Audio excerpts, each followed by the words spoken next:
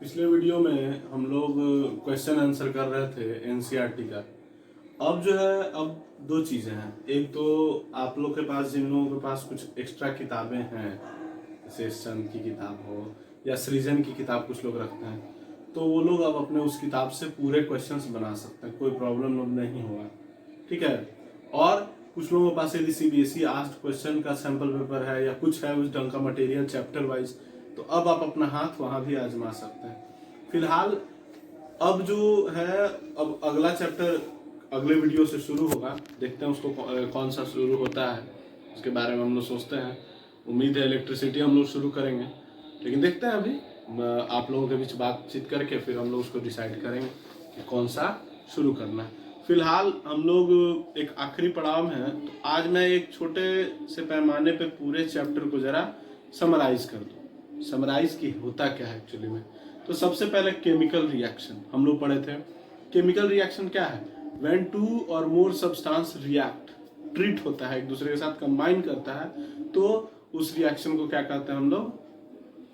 Chemical reaction. इसमें arrangement of atoms केवल होता है, रीअरेंजमेंट ऑफ एटम्स होता है, ना कि न्यू सब्सटेंसेस बनते हैं। दूसरी बात, उसमें जो जो सब्सटेंस रिएक्शन में भाग लेते हैं उनको रिएक्टेंट, और जो सब्सटेंस बनता है उसको प्रोडक्ट। इतना जाने थे हम लोग। फिर हम लोग जाने कि केमिकल रिएक्शंस में चेंजेस के बारे में जाने, तो दो तरह का चेंज, फिजिकल चेंज और केमिकल चेंज, ये बताया गया आपको। उसके बाद जब हम लोग आगे बढ़े तो आया आपको ये characteristics of chemical reaction. Characteristics कितने होते हैं? तो 5 कैरेक्टरिस्टिक्स हम लोग पढ़े थे। क्या क्या था वो?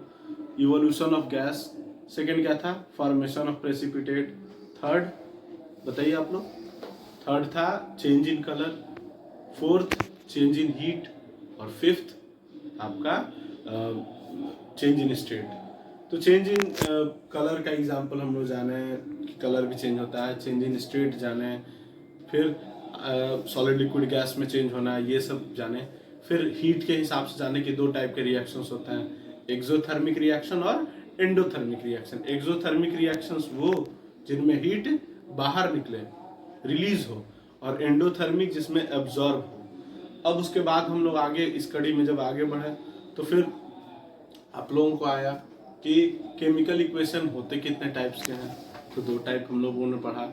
उसमें टाइप 1 था अनबैलेंस्ड केमिकल इक्वेशन, और सेकंड था बैलेंस्ड केमिकल इक्वेशन। अनबैलेंस्ड का एग्जांपल हम लोग लिए थे, H2 + O2 gives H2O।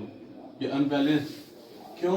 क्योंकि हम लोग ऐसे लिखते थे, जो जो पार्टिकल्स हैं, जो जो एटम्स हैं, उनके कितने कितने एटम रिएक्टेंट साइड और प्रोडक्ट साइड कितने कितने हैं। तो रिएक्टेंट साइड जब हाइड्रोजन 2 है, प्रोडक्ट साइड भी 2 है, लेकिन ऑक्सीजन रिएक्टेंट साइड 2 है और प्रोडक्ट साइड 1 है। तो ऐसे इक्वेशंस को अनबैलेंस्ड केमिकल इक्वेशन कहते थे। और इन्हीं को फिर क्या किया जाता था? बैलेंस किया जाता था। बैलेंसिंग के लिए दोनों तरफ हमको बराबर करना है। तो मान लीजिए ऑक्सीजन को 2 करने के लिए हमने 2 किया, तो हाइड्रोजन 4 हो गया, तो 2 यहाँ लगा दिए। तो ये हो गया हमारा बैलेंस्ड केमिकल इक्वेशन।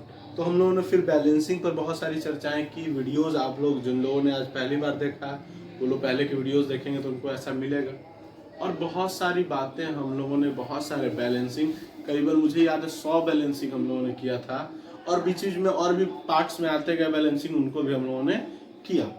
अब जो है इसके बाद, बैलेंस के बाद अनबैलेंस हम लोगों ने पढ़ा। इसको जब बैलेंस किया, बैलेंस हम लोग क्यों करते हैं इसके बारे में जाना था।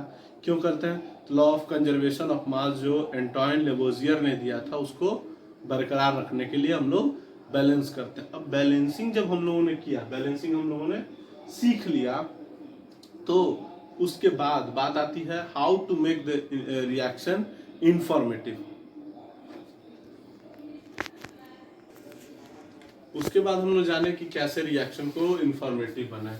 तो पहला हम लोग जाने थे कि ये स्टेट्स बताना, सब्सटेंस के स्टेट्स। सॉलिड है तो S लिख देना ब्रैकेट में, लिक्विड है तो L लिख देना, गैस है तो G लिख देना, और along with वाटर है तो AQ यानी एक्वस लिख देना। सेकेंड, हीट चेंज, दोनों तरफ प्लस हीट। यदि हम लोगों ने रिएक्टेंट साइड लिखा, किसके लिए? एंडोथर्मिक के लिए, और प्लस हीट प्रोडक्ट साइड लिखते हैं हम लोग एक्सोथर्मिकली। थर्ड हम लोग जान लेते हैं कंडीशंस राइट करना, जो कि हम लोग एरो के ऊपर में और नीचे में करते हैं। इन कंडीशंस में क्या क्या आता है? टेम्परेचर, प्रेशर, और थर्ड में यदि कोई कैटलिस्ट इस्तेमाल हुआ हो तो, और कुछ यदि स्पेशल कंडीशंस है तो उनको भी हम लोग लिखते हैं। तो ये हो गया हमारा कि रिएक्शन को हम लोग ज्यादा इंफॉर्मेटिव कैसे बनाएं। कहने का मतलब ज्यादा इंफॉर्मेटिव मतलब जब रिएक्शन को हम देखें तो उसके हर एक एस्पेक्ट की जानकारी हमको हो जाए। इस ढंग से हमको रिएक्शन को लिखना है। अब हम लोग जब हम लोग ये जान गए कि कैसे रिएक्शन को ये इंफॉर्मेटिव बनाए, तो इसके बाद जो हम लोगों का अगला जो स्टेप होता है वो होता है टाइप्स ऑफ रिएक्शन में। टाइप्स ऑफ रिएक्शन फिर हम लोग जाने।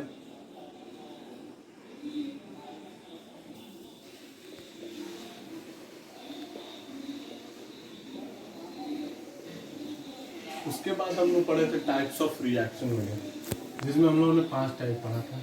पहला कॉम्बिनेशन रिएक्शन, दूसरा डिकम्पोजिशन रिएक्शन, तीसरा डिस्प्लेसमेंट रिएक्शन, चौथा डबल डिस्प्लेसमेंट रिएक्शन, और पांचवा रेडॉक्स रिएक्शन। अब हम लोग यदि बात करें ये जो है हमारे टाइप्स ऑफ रिएक्शंस हैं। टाइप्स ऑफ रिएक्शन में जो हमारा फर्स्ट टाइप है वो है कॉम्बिनेशन रिएक्शन। नाम ही है कॉम्बिनेशन, इसमें 2 एलिमेंट कंबाइन कर सकता है। एक एलिमेंट एक कंपाउंड या 2 कंपाउंड मिल करके एक अदर सब्सटेंस बना है, यानी 2 और more substances react to form a new substance, इसको बोलेंगे कॉम्बिनेशन। उसके बाद हम लोग का डिकम्पोजिशन आता है। डिकम्पोजिशन रिएक्शन, इसमें क्या होगा? तो इसमें कॉम्बिनेशन का उल्टा, इसमें कोई एक सब्सटेंस ब्रेक करेगा 2 और मोर सब्सटेंसेस में, ठीक है।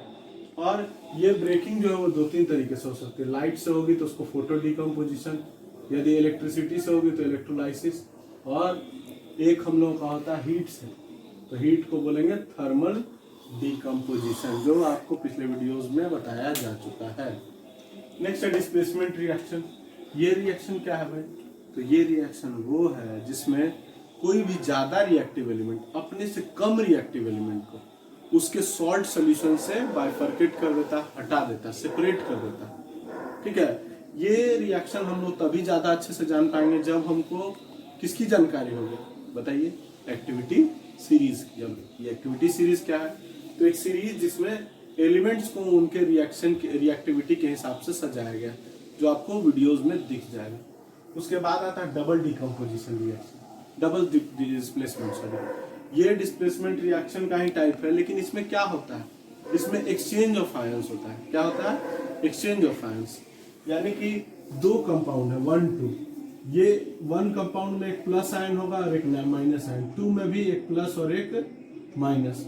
तो 1 का जो प्लस है वो 2 के माइनस के साथ जाएगा, और 1 का माइनस जो है वो 2 के प्लस के साथ जाएगा, और रिएक्शन कंप्लीट करेगा। तो इसको हम लोग क्या बोलेंगे? Double displacement reaction. उसके बाद आता है रेडॉक्स रिएक्शन। ये अपने आप में 2 रिएक्शन है। रेड मतलब रिडक्शन, ऑक्स मतलब ऑक्सीडेशन। ऑक्सीडेशन क्या है भाई? तो 2 तरीके से, रिमूवल ऑफ हाइड्रोजन भी बोल सकते हैं या एडिशन ऑफ ऑक्सीजन भी बोल सकते हैं। और उसी के उल्टा रिडक्शन क्या है? तो रिमूवल ऑफ ऑक्सीजन या एडिशन ऑफ हाइड्रोजन। तो ये 2 चीज है। और एक ऐसा रिएक्शन जिसमें ये दोनों एक साथ हो, तो उसको क्या कहेंगे? रेडॉक्स रिएक्शन बोलते हैं। तो ये हो गया हमारा टोटल टाइप ऑफ रिएक्शंस। कुछ पार्ट अभी इसके बचे हुए हैं जो मैं नेक्स्ट वीडियो में करूंगा, और उसके बाद हम लोग नए चैप्टर की ओर धीरे धीरे बढ़ेंगे।